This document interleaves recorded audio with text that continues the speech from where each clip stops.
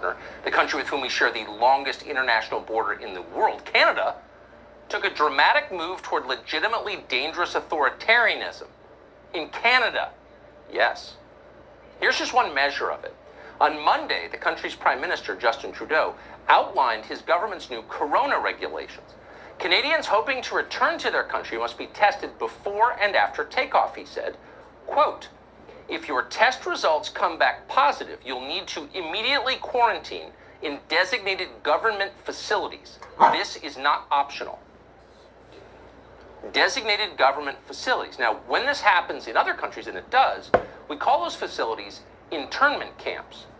But because this is Canada we're talking about, a place we assume is passive and polite and Anglo to the point of parody, no one thinks to use that term. In fact, no one thinks about it at all. Trudeau's internment policy has been in place since last month. And as far as we can tell, no major U.S. network has even mentioned it.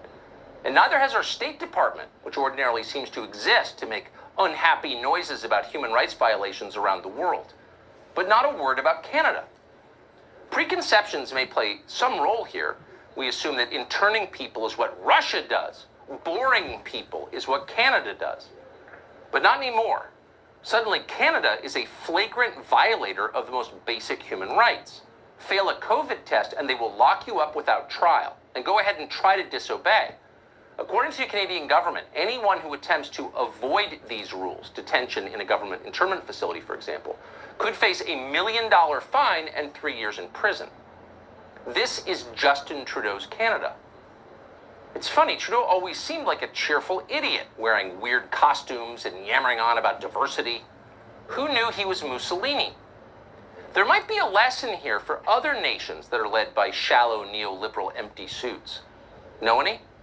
Underneath all the chirpy identity politics talk, it's not a joke. It's internment cells.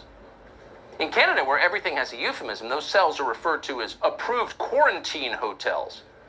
What are they like? Well, as noted, they're internment cells. What do you think they're like? There are shortages of food and water. You could be sexually assaulted as you're held in one. Listen to a member of the Canadian Parliament explain what they're like. The Liberals instituted a federal hotel quarantine requirement for those entering Canada.